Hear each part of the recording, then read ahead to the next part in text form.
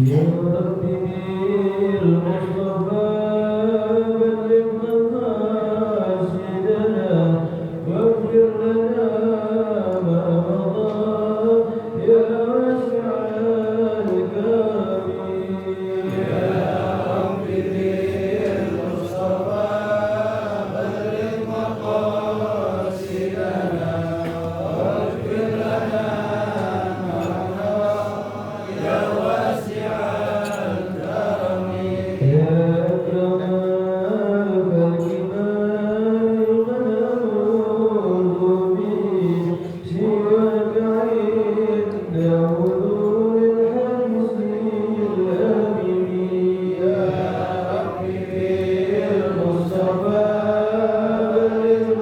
حضور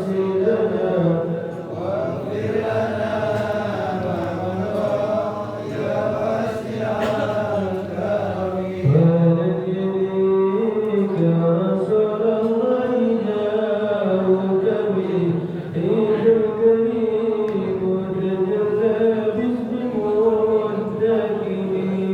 يا ربي بالمصطفى بلغ مقاصدنا واغفر لنا ما مضى يا واسع الكرم ولن يليك رسول الله جاءوك بريح الكريم وتجلى باسم منتكم يا ربي بالمصطفى بلغ مقاصدنا واغفر لنا ما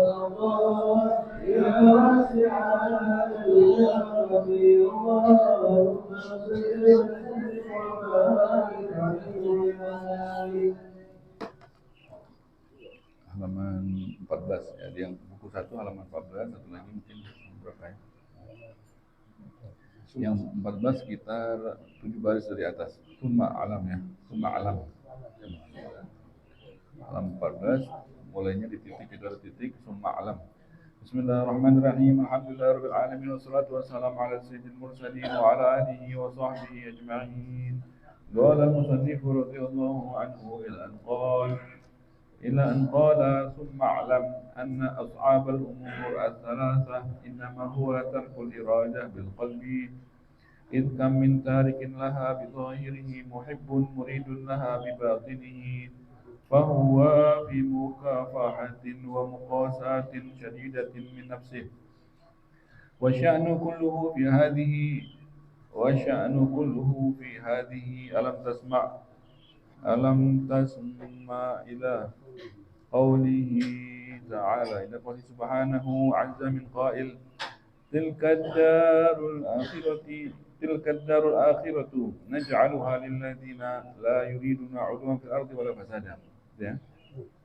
ولا فسادا علق الحكم بنفي الإرادة دون الطلب والفعل والمراد وقوله سبحانه من كان يريد حرث الآخرة نزد له في حرثه ومن كان يريد حرث الدنيا نؤتيه منها وما له بالآخرة من نصيب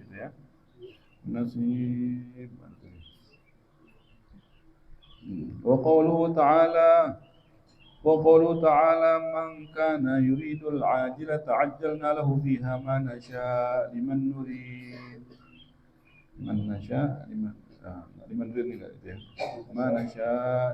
لمن نريد وقوله ومن أراد الآخرة وسعى لها سعيها وهو مؤمن من أراد الآخرة وسعى لها والآية أما ترى الإشارة كلها إلى الإرادة فأمرها هو المهم إذن لكن العبد إذا واظب واستقام على الأولين أعني التفريق والترك فمأمول من فضل الله سبحانه أن يوفقه لدفع هذه الإرادة والاختيار عن قلبه فإنه المتفضل الكريم عز وجل سبحانك لا علم لنا إلا ما علمتنا إنك أنت العليم الحكيم سبحانك لا نحصي ثناء عليك أنت كما أثنيت على نفسك ولك الحمد لله رب العالمين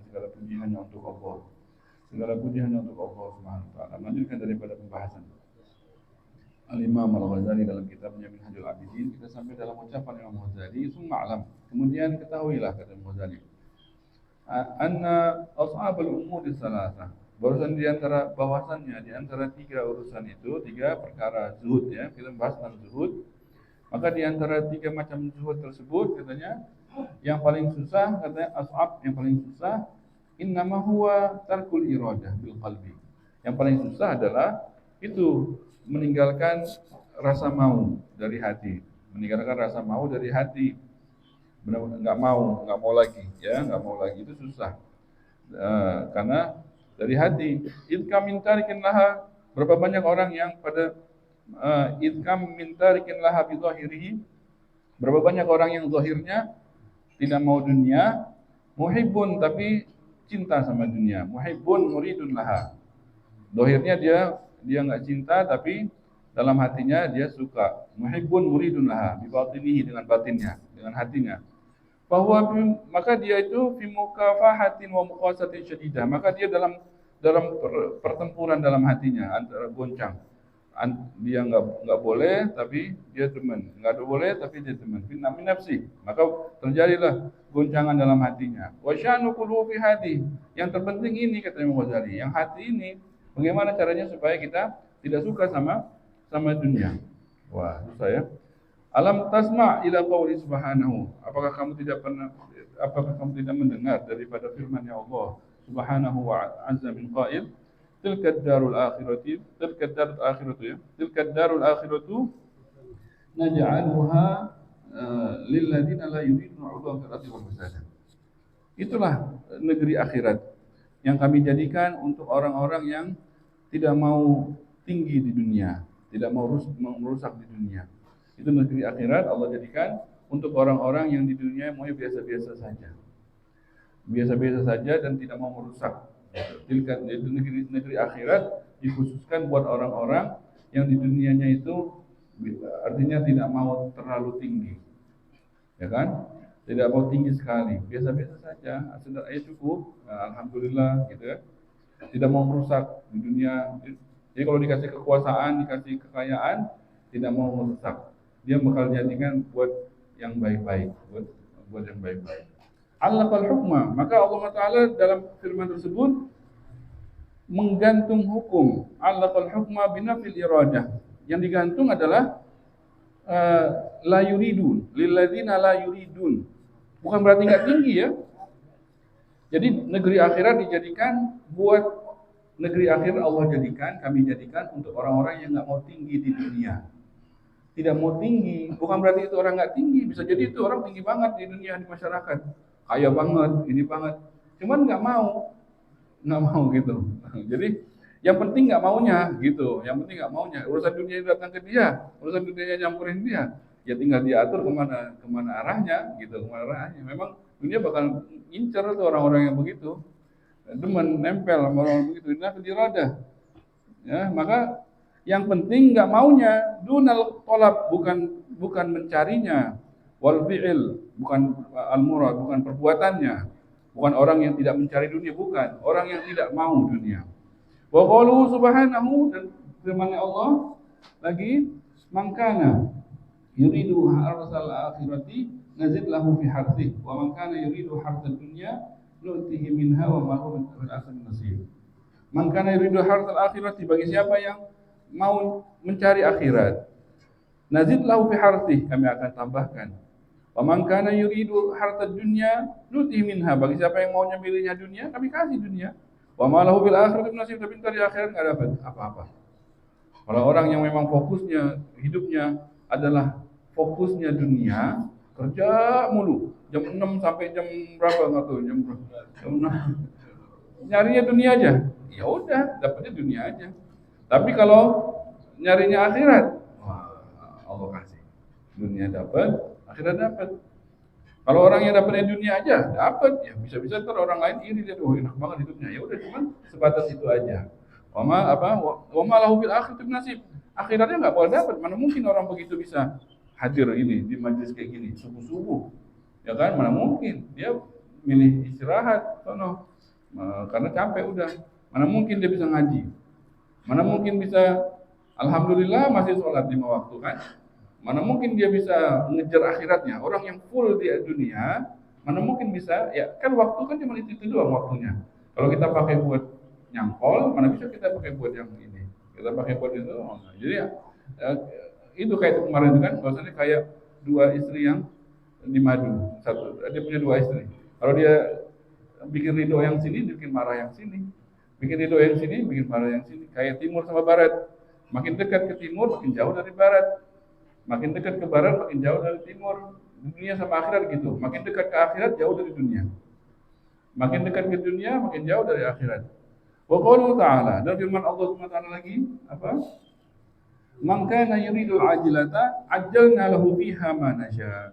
Bagi siapa yang maunya dunia, ya udah, kami kasih ganjarannya di dunia semua. Lihat tuh orang-orang itu kan semuanya mereka tidak ada harapan sama akhirat. Orang-orang kafir tidak ada harapan, dia tidak berharap ada kehidupan akhir, tidak tahu, tidak meyakini, tidak berharap. Mati udah habis mati. Berarti dia berharapnya apa? Yang dia harapi semua ganjaran di dunia. Dia buat baik, dia harapnya di dunia. Memang dikasih sama Allah Ta'ala. Semua perbuatan banyak itu orang kafir yang dermawan. Banyak. Dermawan. Dikit-dikit. Makin berkah hidupnya. Dikasih. Semua balasan baik dia, dikasih di dunia. Habis dia itu, dihabisin. Kalau kita kan baik juga. Kalau nggak disimpan, dipendem sama Allah Ta'ala. Nanti kita bakal dikasih nanti. Karena kita berharap yang di akhirat. Kalau mereka nggak ada harapan, putus harapan. Mereka sendiri yang membuat putus harapan atas akhirat. Sehingga mereka hanya tahu hidup itu di dunia saja. Maka dikasih tuh dibuberin dunianya. Berbuat baik. Mereka tahu tuh feng shui-nya orang itu hidup dunia itu kalau dia dermawan, sedekah, dia mendapatkan kesehatan, mendapatkan bisnisnya lancar. Itu mereka tahu itu. Orang mereka sudah buktikan dan Allah sudah kasih langsung kontan. Allah kasih kontan bagi orang-orang yang tidak berharap ini ya. Bagi siapa yang mangkana yuridul ajilah, yang berharapnya hanya dunia, nggak berharap akhirat, ajalna lahu fiha, kami kontankan bagi dia di dunia, dikasih langsung ganjarannya. Mana sya, apa yang kami mau, liman nuridu setelahnya, liman nuridu, bagi siapa yang kami mau. Ya, jadi bagi yang mau dunia saja dikasih sama Allah. Tapi di akhirat jangan gigit jari, jangan lihat orang nanti, jangan nyesal ya. Wa qaluhu wa man arada al-akhirata. Firman Allah Ta'ala lagi, wa man arada al-akhirata. Wa man arada al-akhirata wa sa'alaha sa'yaha wa huwa mu'min. Ya, wa man arada al-akhirata wa sa'alaha sa'yaha. Bagi siapa yang dia maunya adalah akhirat dan berusaha mencari akhirat. Ini emang akhirat begitu aja, mahal, surga mahal, ya, capek, mahal, terus mesti pasti, kitanya mesti benar-benar nyata, artinya capeknya mesti nyata, nggak bisa main-main, artinya benar-benar kita pertama fokus, pertama akidah kita benerin, jangan akidah disembarang-sembarangin, ya kan? Habis itu amal kita mantepin, belajar fikih mesti wajib belajar fikih, sholat itu yang sah gimana, wudu yang sah gimana, mandi wajib. Ini selama nikah udah, cara mandi wajib yang benar belum paham-paham, nggak pengen tahu, nggak mau tahu, berarti dia kan mau berantakin akhiratnya.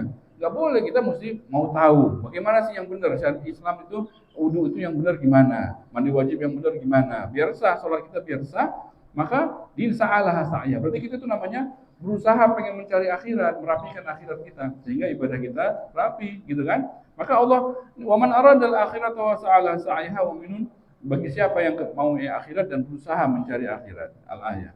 Kan amataro, apakah kamu tidak melihat, kata Imam Ghazali, al-isyarah, semuanya isyarat di situ kullaha, semua isyarat dalam ayat-ayat tersebut ilal iradah, semuanya waman aroda lilladzina yuriduna. Aroda artinya mau, bagi siapa yang mau, dalam hatinya rasa mau, itulah intinya isyarat dalam ayat tersebut. Fa amruha, maka yang penting itu berarti huwal muhim, berarti yang penting itu adalah mau. Kita dituntut untuk mau apa enggak? Mau akhirat apa mau dunia? Gitu. Allah benci sama dunia. Ini gara-gara dunia ini orang nggak mau, artinya sibuk, nggak mau nyari Allah lagi. Ini gara-gara dunia. Ini dunia semua nih sibuk. Apalagi kota, tinggal di kota, waduh nggak ada hitungannya detik. Mesti kesini.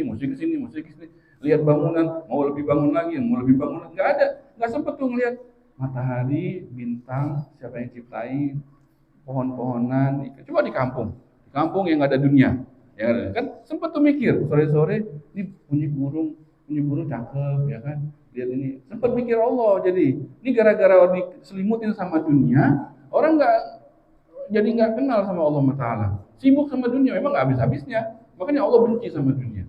Ketika dunia ciptain sampai dari mulai dunia ciptain Allah nggak lihat. Ketika dari mulai dunia ciptain Allah nggak lirik dunia itu, kayak dicuekin. Kenapa? Karena dia menarik hamba-hamba Allah dari Allah. Seharusnya perhatian ke Allah, ini perhatian ke dia. Jadi Allah cuekin. Seandainya di dunia ada harganya, tidak bakal dikasih tuh orang kafir satu gelas air. Kalau ada harganya, saking nggak berharga lah, ambil nih dunia. Tidak ada harganya dibanding kenikmatan akhirat. Ini nggak ada apa-apanya. Semewah-mewahnya di sini kan akhirat tuh kemarin kan kita kisahin itu. Bahwasanya yang seminimal orang yang terakhir masuk surga. Namanya siapa tuh? Hanud kemarin itu ya. Imam Ghazali pecahkan, Imam Ghazali utarakan itu. Susah tuh nyarinya ya namanya. Di kitab ini kalau nggak salah di akhir kalau nggak salah. Itu orang tersebut masuk ke surga tanpa artinya nggak berharap. Tapi Allah kasih masuk surga terakhir. Yang terakhir itu ketika sebelum pintu neraka ditutup. Itu dia masuk dengan tanpa harapan, artinya dia keluar dari neraka aja sudah alhamdulillah. Keluar dari neraka aja setelah disiksa sekian lama sudah alhamdulillah. Nggak apa-apa, nggak ngapa-ngapain juga nggak apa-apa. Rupanya akhirnya dengan proses yang panjang dalam hadis tersebut, maka akhirnya dimasukkanlah dia ke surga oleh Allah Taala dengan karunia dari Allah Taala. Itu kan paling terakhir dikasih sama Allah Taala kenikmatan di surga 10 kali lipat daripada kekayaan dunia seluruhnya. Dari mulai dunia diciptakan sampai dunia, berapa berlian yang ada, berapa emas yang ada, berapa buah-buahan yang ada, berapa burung-burung berkicau yang ada, berapa taman-taman yang ada, berapa danau-danau yang ada, berapa karpet-karpet yang ada dalam istana-istana raja yang ada, berapa istana-istana yang ada. Semuanya itu ada dalam surganya dia nih. Jadi seluruh kenikmatan dunia, makanan yang ada, ikan-ikan yang ada, laut-laut, danau-danau, taman-taman yang indah yang ada, itu seluruh dunia dari awal, dari kerajaan Nabi Sulaiman, kerajaan Nabi ini, kerajaan itu, semuanya dikasih ke dia dalam istana dia ada. Dikali 10 lagi, dikali 10. Dia sampai kaget, karena sampai nyangka tidak ada orang dikasih sama Allah melebihi dia nikmat. Ternyata dia orang termiskin di surga. Ternyata orang termiskin di surga. Dia nggak tahu, tapi kalau tahu kan nggak boleh, di surga nggak boleh ada orang yang kecil hati, nggak boleh. Tapi dia nyangka dia udah melimpah, nggak ngelihat di atas, nggak bisa ngelihat orang derajat tertingginya aja kan, di atas dia derajatnya lihat kayak bintang, nggak bisa dia jangkau. Jadi dia menyangka dia ini dia yang paling nikmat, nggak ada orang lain seperti dia, karena dia memang nggak bisa jangkau yang di atas dia. Lihat kayak kita lihat bintang, itu derajat di atas yang satu, di atasnya lagi nggak tahu lagi gimana, ketemu dia tuh ada jutaan, ada miliaran derajat lagi di atasnya, para anbiya, bagaimana nih? Berarti apa itu? Apa nikmat dunia dibanding nikmat akhirat? Nah gitu. Kita mah udah di rumah gitu, dicondet ya kan? Rumah dicondet, alhamdulillah dicondet ya kan? Nggak bisa milih di mana gitu maksudnya. Mau di sini mesti nggak bisa. Kok ini semua negeri punya dia? Berarti apa nikmat dunia? Nggak ada sebandingnya, nggak ada bandingan. Jadi kecil sekali. Dunia Allah Taala hina sekali. Kalau itu ada harganya, nggak bakal. Kalau ini berharga nggak bakal dikasih. Orang kafir udah ingkar sama Allah, disuruh sholat sujud nggak mau, dikasih lagi. Waduh, anak kita aja coba, anak kita di rumah kita disuruh ini kagak mau, disuruh nggak mau. Kita usir apa kita kasih makan di rumah? Bandel banget, dari apa bandel banget. Ini nggak boleh, ini nggak mau, ini nggak mau, ini nggak mau, ini nggak mau, dibilang nggak mau, bandel banget. Kira-kira kita bakal turutin maunya dia di rumah kita? Apa kita usir? Nah ini Allah Taala, ini jangankan taat sama Allah, orang ngakuin Allah kagak mau, makan terus. Suruh bikin makanan gak bisa, bikin coklat kagak bisa. Pohon coklatnya mana bisa dia tuh tumbuhin? Antum tazra'unahu am nahnu zari'un? Kalian yang nanam itu apa kami yang nanam, kata Allah. Ini kalian ngapain? Antum tazra'unahu? Kalian tuh nanam pohon-pohonan yang kalian tanam itu kalian yang nanam. Am nahnu zari'un? Apakah kami yang nanam, kata Allah. Ngapain kita cuma nyolok doang. Habis itu tidur. Contohnya besok alhamdulillah udah ada daunnya. Yang nemuin daun, coba temuin deh kalau bisa. Siapa yang nemuin daun? Nggak mau ngakuin Allah. Makin karena tinggal di kota sih kita nggak tinggal. Coba tinggal di kampung. Itu orang kampung, oh imannya kan lihat lihat ini lihat itu. Mereka tauhidnya mungkin ya, tauhidnya lebih kuat. Makanya di dunia menghalangi. Jadi maka rasa mau tersebut atas. Jadi Allah suruh pilih. Ente mau dunia apa akhirat? Akhirat kan apa? Pokoknya mau dunia apa akhirat? Gitu. Ya kan sekarang kan dunia, ntar akhir, iya pokoknya pilih, mesti pilih dunia apa akhirat, gitu, gitu kan? Jadi iradah apa amruha huwal muhim idan, maka urusan mau ini penting berarti kita mesti nanam rasa mau, jangan maunya dunia, maunya akhirat, nanti dunia ngikut, yang dunia bakal ngikut. Ya, idan, lakin al abdu idza wadaba wastaqama, tetapi seorang hamba ketika dia terus menerus, ya terus menerus terus wadaba wastaqama terus menerus alal awwalaini atas dua. Jadi kan zuhud ini ada tiga. Dan kemarin itu kan ada tiga. Ini yang tersusah ini meninggalkan rasa mau. Tapi katanya kalau yang dua aja kita kerjain, a'nya tafrik. Apa yang dua tersebut? Tafrik. Ya, tafrik itu menyalurkan yang ada. Kita sudah punya kita keluarkan. Yang pertama wajib dikeluarkan zakat. Nggak boleh enggak, wajib. Kalau kita punya uang 80 juta, itu wajib setiap tahunnya kita keluarkan. Kemarin udah keluarin tahun ini, tahun lalu, tahun sekarang keluarin lagi, wajib, wajib. Tahun depannya lagi masih uangnya bertambah, atau masih segitu juga, keluarin lagi, gitu kan? Maka itu pertama. Kalau kita terus menerus menjalankan selain daripada zakat, sedekah, kita bagi-bagiin sedekah, itu lebih daripada zakat, supaya melatih diri kita ini dari dunia ini kita bagi-bagiin, tidak nempel kita. Tidak nempel, enggak dunia, enggak mau keluar, maunya nambah aja. Dia nengok ngelihat nominal demen. Ini tahun ini sampai ke 200 juta, ya kan? Kayaknya bisa tahun depan bisa 100 juta. Udah, dikumpulin aja itu. Enggak ada makan hari tempe aja. Ya kan? Tahu aja. Udah nasi sama kerupuk sama tahu udah cukup. Uangnya banyak, bukan kagak banyak. Enggak mau keluar, enggak boleh keluar. Enggak boleh keluar. Kalau bisa kalau belanja itu kembaliannya aja. Nggak pakai dia ngasih duit, nggak kembalian mana, kembalian duitnya belum dikasih, kembalian maunya masuk aja, nggak mau keluar. Itu dia berarti nggak tafrik. Itu lama-lama akan menumbuhkan dalam hatinya cinta sama dunia. Berat banget ngeluarin dunia, itu berat, itu bahaya, bakal ada musibah bagi dia. Orang yang terlalu cinta sama dunia, terlalu sayang sama dunia, maunya nambah mulu, ada musibah yang pasti menanti dia. Dua, dengan apa musibahnya? Musibahnya nanti kalau sudah meninggal itu yang dia kumpulin, tunggu aja bakal dibagi rame-rame. Kalau dikumpulin bakal dibagi rame-rame. Terus hisapnya dia, yang dihisap nih dunianya kan yang nyari dia. Dari mana yang nyari? Yang nikmatin ahli waris.